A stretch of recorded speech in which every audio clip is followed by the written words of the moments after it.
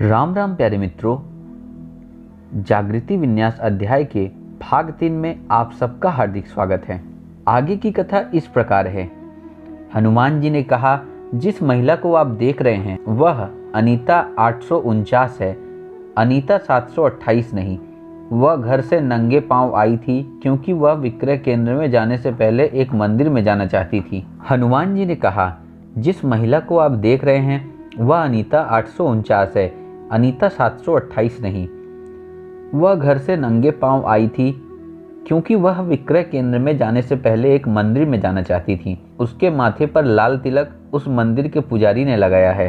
विक्रय केंद्र के भीतर गिर पड़ने की दुर्घटना उसके साथ घटित नहीं हुई। वह अनीता 728 के साथ घटित हुई थी। उसकी अनीता 728 से भिन्न स्मृतियां हैं, भिन्न जीवन है, भिन्न अतीत है। ये दो किरदार अनीता 728 और अनीता 849 दो समानांतर मार्गों की तरह हैं। इन किरदारों के मध्य स्मृति आदि की कोई अदला बदली नहीं हुई है। ये दोनों किरदार एक दूसरे से पूरी तरह स्वतंत्र हैं। केवल अनीता की आत्मा ने एक किरदार से दूसरे किरदार में प्रवेश किया है। दोनों किरदार दरिद्रता से जूझ रहे थे, दोनों दुख के मारे थे। जिस किरदार को आप देख रहे हैं अनीता 849, उसको अभी एक शुभ समाचार मिलने वाला है। उसका जीवन दरिद्रता से बाहर निकलने वाला है। मातंगों ने अनुमान लगाया कि अनीता को वह शुभ समाचार उसी पिंगल यंत्र के द्वारा मिलने वाला था जो उसने अपने झोले से निकालकर अपने कान में लगाया था। उनका अनुमान सही था। वह पिंगल यंत्र के द्वारा अपने आनंदित पति से बात कर रही थी। नहीं, समाचार यह नहीं था कि उसके घर में गुप्त स्वर्ण मिला था। समाचार इससे भी अच्छा था। उसके पति का एक पैतृक भूमि पर अधिकार था जिससे वह अभी तक अनजान था। उसके चाचा का परिवार लंबे समय से उस भुला दी गई पैतृक संपत्ति पर अधिकार पाने के लिए न्यायिक लड़ाई लड़ रहा था। उसी भूमि का एक भाग अनीता के पति के नाम आ गया था। उस भाग का मूल्य उसके पूरे ऋण से कहीं अधिक था। एक पल के लिए तो विश्वास ही नहीं हुआ। दुख भरे लंबे वर्षों के पश्चात इस तरह का शुभ समाचार असत्य जान पड़ा। समाचार सुनते ही पहले उसके मुख से कुछ अस्पष्ट बोल निकले और तत्पश्चात आनंद की एक चीख और तत्पश्चात निकले उसकी आंखों से अश्रु। वह तुरंत घूमी और वापस मंदिर की ओर चल पड़ी। उसे अपने देवता का आभार जो व्यक्त करना था। उसे कहाँ पता था कि उसके देवता हनुमान जी वहीं पर उपस्थित थे जहाँ वह थी। वह सपने में भी सोच नहीं सकती थी कि हनुमान जी और उनके शिष्य इस दृश्य को देख रहे थे। दृश्य समाप्त हो गया। मातंगों ने अपनी आंखें खोल ली। उर्मी ने पूछा, किंतु देव, पहले वाले किरदार का क्या हुआ? मेरा अर्थ अनीता 728 से है, जिसको अनीता की आत्मा ने त्यागा है। वह किरदार अभी भी विक्रय केंद्र में चप्पल हाथ में लिए रो रही है।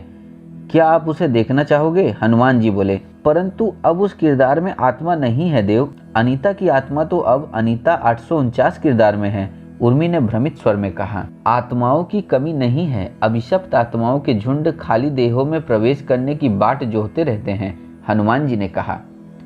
उर्मी धक से रह गई और उसका मुंह खुला का खुला रह गया। उसके मन में भयानक विचार आया, असुर? क्या अनीता 728 के किरदार में असुर प्रवेश कर गए हैं? हे भगवान, उसका क्या होगा? हनुमान जी ने शांत स्वर में उर्मी के मन में उठे प्रश्न का उत्तर दिया। वह किरदार अपनी पटकथा के अनुसार जीवन जीता रहेगा। और वह पटकथा उसे कहाँ ले जाएगी देव? उस किरदार का हश्न क्या होगा? मैं जानने के लिए उत्सुक हूँ देव, उर्मी ने पूछा। यद्यपि उत्तर कहीं न कहीं उसके मस्तिष्क में तैर रहा था। उत्तर इतना भयानक था कि वह उसे मानना नहीं चाहती थी। मैं आपको भविष्य में ले जाकर अनीता 728 किरदार के जीवन का अंतिम दृश्य भी दिखा सकता हूँ, किंतु आप यह सुखद दृश्य देखने के पश्चात उस दुखद दृश्य को देखकर अपना मन दुखी क्यों करना चाहते हैं? नहीं देव, मुझे नहीं देखना वह दृश्य। मैं अपने संदेहों की पुष्टि नहीं करना चाहती। काल आकाश के इस क्रूर रंगमंच पर पता नहीं क्या क्या पीड़ाजनक घटित हो रहा है, उर्मी बोली। पीड़ाजनक दृश्य एक साधारण आत्मा के लिए पीड़ाजनक है। असुर तो पीड़ा में आनंद प्राप्त करते हैं। अनीता की आत्मा ने सफलतापूर्वक एक बेहतर जीवन में प्रवेश कर लिया है, हनुमान जी ने संतोषपूर्ण स्वर में कहा। देव, अनीता की आत्मा को तो आपने दुख से निकाल दिया। अन्य आत्माओं का क्या, जो पीड़ा के गहरे कीचड़ में फंसती चली जा रही हैं? मन के कारागार से बाहर निकलना हर किसी के लिए संभव नहीं है, उर्मी ने करुणा भरे ये शब्द कहे। हनुमान जी ने कहा, स्थिति इतनी भी निराशाजनक नहीं है उर्मी। आत्माएं देवताओं की सहायता अथवा बिना सहायता के प्रायः किरदार बदलती हैं। हाँ, किरदार बदलने की घटना का स्मृति में बद्ध होना दुर्लभ है। अनीता का ही उदाहरण ले लीजिए। उसे पता ही नहीं कि उसकी आत्मा ने अभी अभी किरदार बदला है, परंतु जागृति के बिना एक आत्मा किरदार कैसे बदल सकती है देव? उर्वा ने जिज्ञासा प्रकट की। किरदार बदलने के लिए किसी आत्मा को अपने पूरे जागृति विन्यास पर महारत प्राप्त करना आवश्यक नहीं है। थोड़ी बहुत और कभी कभी होने वाली आत्मा की जागृति में भी देवता आपको एक बेहतर किरदार और बेहतर जीवन में प्रवेश करने में सहायता कर सकते हैं, हनुमान जी ने कहा। परंतु उस थोड़ी सी जागृति को प्राप्त करना सरल नहीं है देव, उसके लिए बड़े पैमाने पर प्रयास करने पड़ते हैं। हनुमान जी ने कहा, यदि भक्तों को थोड़ी बहुत और कभी कभी होने वाली जागृति न होती तो देवताओं के लिए इस संसार में काम करना और भक्तों की सहायता करना असंभव हो जाता। कभी कभी होने वाली जागृति प्राप्त करना कठिन नहीं है। जागृति प्राप्त करने के लिए जागृति का अध्ययन आवश्यक नहीं है। जिन जनों ने अपने जीवन काल में एक पुस्तक भी नहीं पढ़ी, उनकी आत्मा भी जागृत हो सकती है। जैसा कि मैंने कहा, भक्ति का मार्ग कोई अनजाने में भी चल सकता है। यहाँ तक कि बुरे जन भी जागृत हो सकते हैं। यदि उनके जीवन में किसी न किसी रूप से समर्पण का भाव हो, उनकी आत्मा भी कभी कभी होने वाली जागृति के कारण बेहतर जीवन में स्थानांतरित हो सकती है। देव, हमारा लक्ष्य ईश्वरी सहायता के बिना विभिन्न किरदारों में प्रवेश करने की क्षमता प्राप्त करना है। तो भी मुझे कभी कभी होने वाली जागृति के बारे में जानने की जिज्ञासा है। कृपया इसके बारे में विस्तार से बताएं, उर्वा बोला। हनुमान जी ने कहा, इसको समझने के लिए परीक्षा दे रहे छात्र का सादृश्य उत्तम है। कल्पना कीजिए कि आप एक ऐसे विषय की परीक्षा दे रहे हैं जिसमें आप क्षीण हैं। आप अपने से पहले छात्र की अनुकृति कर रहे हैं, वह छात्र अपने आसपास बैठे छात्रों की अनुकृति कर रहा है। इस सादृश्य में आप आत्मा हैं। जिस छात्र से आप अनुकृति कर रहे हैं वह आपका किरदार है। अन्य छात्र अन्य आत्माएं हैं जो उसी दृश्य में उपस्थित हैं। और अनुकृति किस चीज की हो रही है? कर्म और इच्छा की। एक परीक्षा में उत्तरों की अनुकृति करना उत्तीर्ण अथवा अनुत्तीर्ण होने से जुड़ा है, परंतु कर्म और इच्छा की अनुकृति करना जीवन के सुख दुख से जुड़ा है। यदि आपकी आत्मा थोड़ी बहुत भी जागृत है तो आप कर्म इच्छा की स्वीकृति सुचिता से करते हैं। आप केवल उसी कर्म और इच्छा की अनुकृति करते हैं जिसकी आपको बेहतर दृश्यों में प्रवेश करने के लिए आवश्यकता है। दूसरी ओर सुप्त आत्मा आंख बंद करके अनुकृति करती है। इसी कारण सुप्त आत्मा उन्हीं दृश्यों में प्रवेश करती चली जाती है जिन दृश्यों में वह किरदार प्रवेश करता है जिसकी अनुकृति हो रही है। इस स्थिति पर विचार करें। आप एक आत्मा हैं। आपका किरदार राजा के महल में एक कर्मचारी है। एक अधिकारी आप पर चिल्ला रहा है। आपका किरदार क्रोधित, अपमानित और विद्रोही भाव अनुभव करता है। आपकी आत्मा भी वही अनुभव करती है जो किरदार अनुभव करता है, अर्थात आपकी आत्मा किरदार के कर्म और इच्छाओं की अनुकृति करती है। वह अधिकारी आपके किरदार को क्रोधित करता है। वह क्रोध आपके किरदार में विद्रोह करने की इच्छा को जन्म देता है। आपकी आत्मा उस इच्छा की अनुकृति करती है। इसका अर्थ है कि अधिकारी के पास आपकी आत्मा पर एक इच्छा थोपने की शक्ति है।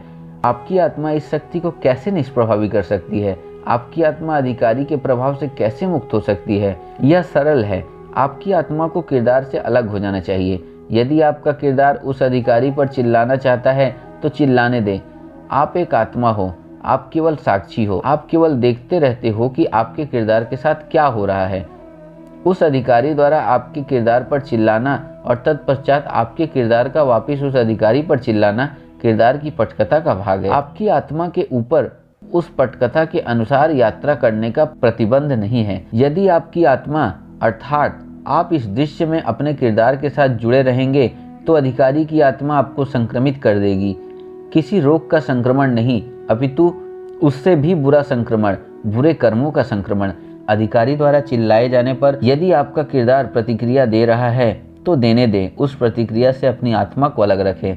आपकी विवेक का या अन्य किरदार के साथ संबंध बनाना चाहती है और उन किरदारों में उनकी आत्माएं हैं और कई किरदारों में अभिशप्त आत्माओं अर्थात सुरों और असुरों का आना जाना भी है। उस अधिकारी की आत्मा की तरह उन सभी किरदारों की आत्माओं के पास आपकी आत्मा पर कर्म और इच्छाओं का संक्रमण करने की शक्ति है।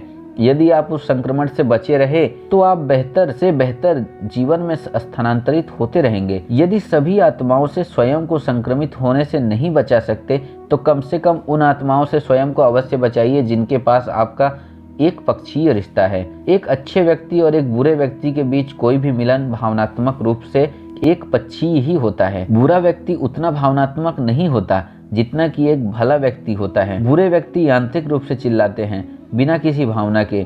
बुरे व्यक्तियों का प्रेम भी बनावटी और यांत्रिक होता है।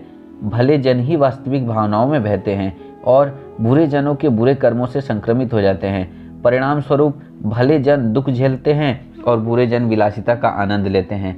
मैं पुनः स्पष्ट करना चाहता हूँ, अपने किरदार से अलग होने का अर्थ निष्क्रियता या उदासीनता नहीं है।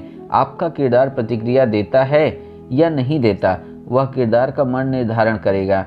बस आपकी आत्मा को मन के इस निर्णय से अलग रखें। अच्छे से अनुकृति करने का एक और महत्वपूर्ण पहलू है अच्छे से संशोधन करना। पुनः उस छात्र की कल्पना करें जिसकी आप अनुकृति कर रहे हैं। वह आपका उत्तर लिखता है, आप उसकी अनुकृति कर लेते हैं। वह अपना उत्तर लिखता है, आप उसकी अनुकृति कर लेते हैं।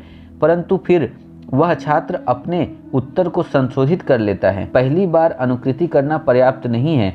जब वह अपने उत्तर में संशोधन करता है तो आपको भी संशोधन करना चाहिए। और हम यहाँ बहुत सारे संशोधन के बारे में बात कर रहे हैं। इच्छाओं की बात करें तो मानव मन बहुत सारे संशोधन करता है, क्योंकि उसकी पूर्ण की अवधारणा बदलती रहती है और उसके साथ उसकी इच्छाओं में संशोधन होता रहता है।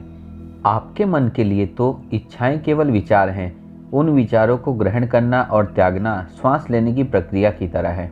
मानव ताजी हवा की श्वास भरते हैं और प्रसंस्कृत हवा की श्वास छोड़ते हैं। यदि इच्छा रूपी विचार मन में गहरे चले गए हैं तो आपका मन उन्हें नींद के दौरान त्याग देता है, परंतु आत्मा उन इच्छाओं की अनुकृति कर लेती है। उसका क्या? मन यदि इच्छाओं में संशोधन करता है तो आत्मा को भी करना चाहिए।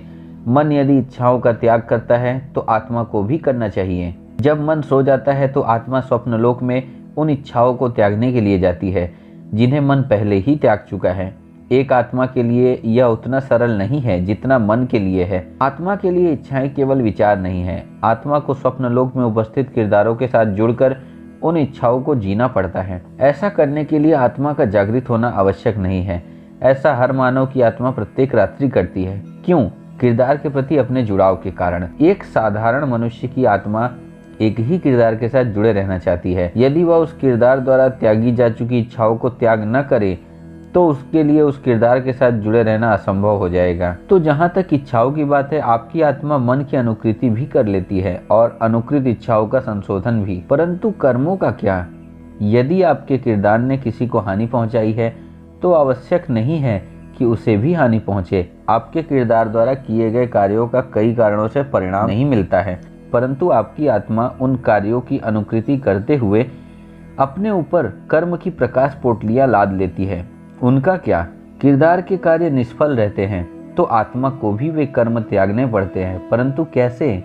कल्पना कीजिए कि आपके किरदार ने कुछ किया जिसका परिणाम मृत्यु है। मान लीजिए कि कुछ बाहरी कारणों ने इस परिणाम को रद्द कर दिया और आपके किरदार की रक्षा कर दी, परंतु आत्मा ने तो उस कार्य की अनुकृति करके अपने ऊपर कर्म लाद लिए हैं। उन कर्मों के परिणाम स्वरूप आपकी आत्मा को तो मृत्यु के अनुभव से गुजरना होगा। चूंकि वर्तमान किरदार मृत्यु से बच चुका है, आपकी आत्मा को एक बदतर किरदार में स्थानांतरित होकर मृत्यु का अनुभव करना होगा। इस स्थानांतरण से बचने के लिए यह आवश्यक है कि आत्मा उस कर्म का त्याग करे। अवांछित इच्छाओं से छुटकारा स्वप्नलोक में मिल सकता है, परंतु कर्मों से नहीं। तो फिर आत्मा ऐसे कर्मों से छुटकारा पाने की चेष्टा कैसे करती है?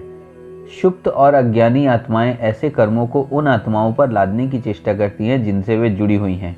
एक पक्षीय लगाव, जैसा कि मैंने पहले भी कहा, ऐसे कर्मों को अन्य आत्माओं पर लादने का साधन बन जाता है। यह सिद्धांत काले जादू जैसा दुष्ट विज्ञान का आधार भी है। यदि आप किसी को हानि पहुंचाना चाहते हैं तो उनके मन में आपके प्रति लगाव पैदा करें, परंतु आपके मन में उनके प्रति लगाव पैदा न होने दें। इस तरह आपकी आत्मा पर लदे बुरे कर्म उनकी ओर बहने लगेंगे, परंतु इस तरह दूसरों पर अपने बुरे कर्म उड़ेलने के दीर्घकालिक परिणाम घातक होते हैं। अपने जितने भी बुरे कर्म आपने दूसरों पर उड़ेले हैं, वे सारे कर्म एक साथ कभी भी वापस आपके ऊपर लद सकते हैं। फिर जो पीड़ा होती है उसकी कल्पना भी नहीं की जा सकती। जागृत आत्माओं को अपने बुरे कर्म से छुटकारा पाने के लिए ऐसे बुरे साधनों का सहारा नहीं लेना पड़ता। वे अपने बुरे कर्मों का निस्तारण बड़ी शुचिता से कर सकती हैं। मान लीजिए कि आपको किसी ऐसे बुरे कर्म से छुटकारा पाना है जिसका परिणाम मृत्यु का अनुभव है। आप अपने वर्तमान किरदार को छोड़कर अस्थायी रूप से किसी ऐसे किरदार में प्रवेश कर सकते हैं जो प्राकृतिक रूप से मृत्यु को प्राप्त हो रहा हो। ऐसा करने के लिए आपको पूरे जागृति विन्यास पर महारत प्राप्त करना आवश्यक नहीं है। कभी कभी होने वाली थोड़ी बहुत जागृति में भी आप ऐसा कर सकते हैं और देवता ऐसा करने में आपकी सहायता कर सकते हैं। अब जबकि मैंने आपको तकनीकी ज्ञान दे दिया है, अब इस ज्ञान का अभ्यास करने की बारी है। परंतु उससे पहले मैं आपको अंतिम ज्ञान देने के लिए कुछ दृश्यों में ले जाना चाहूँगा। तो महत्वपूर्ण बातें। और पहली बात, ज्ञान प्राप्ति किरदार की इच्छा होती है। यह बात और है कि यह इच्छा आत्मा की जागृति में सहायक होती है, परंतु बहुत सारे साधक ज्ञान के कारण भी किरदार में अटके रह जाते हैं। वे ज्ञान प्राप्ति द्वारा किरदार को पूर्ण बनाने के प्रयास में एक के पश्चात एक जन्म लेते रहते हैं। किरदार कभी पूर्ण नहीं हो सकता। किरदार को सदा ऐसा लगेगा कि ज्ञान में कुछ कमी रह गई है, क्योंकि किरदार के लिए ज्ञान केवल जानकारी है और जानकारी का कोई अंत नहीं। मेरा उद्देश्य आपको जानकारी का भंडार उपलब्ध कराना नहीं है। मेरा उद्देश्य है आपकी आत्मा को जागृत करना, और उसके लिए आवश्यक है ज्ञान का अभ्यास करके मानसिक चतुर्काय को दृश्यमान करना। दूसरी बात, मन जब आत्मा को समझने का प्रयास करता है तो वह और भी भ्रमित हो जाता है। मन को आत्मा के बारे में इसलिए बताया जाता है ताकि आपकी आत्मा यह बोध कर सके कि वह मन नहीं है। किंतु बहुत सारे साधक आध्यात्म के नाम पर मन के व्यायाम करते रहते हैं। मन चाहे आत्मा के ऊपर सहस्त्र पुस्तकें पढ़ या लिख ले, मन मन ही रहेगा। मन स्वयं अपूर्ण है, इसलिए वह किसी भी विषय को पूर्णता से नहीं समझ सकता। आत्मा को समझने का मन का प्रयास व्यर्थ है। यह प्रयास मन को ऐसी माया में ले जाता है जिसमें वह स्वयं को आत्मा मान बैठता है। आत्मा भी ऐसी वैसी नहीं, अपितु ज्ञानी आत्मा। ऐसे ज्ञान से अज्ञानी होना उत्तम है। यह बात स्पष्टता से समझ लें। मन काल आकाश के भीतर अस्तित्व में है और भीतर ही रहेगा। केवल आत्मा मुक्त हो सकती है, मन नहीं। प्यारे मित्रों, यह अध्याय यहीं पर समाप्त होता है।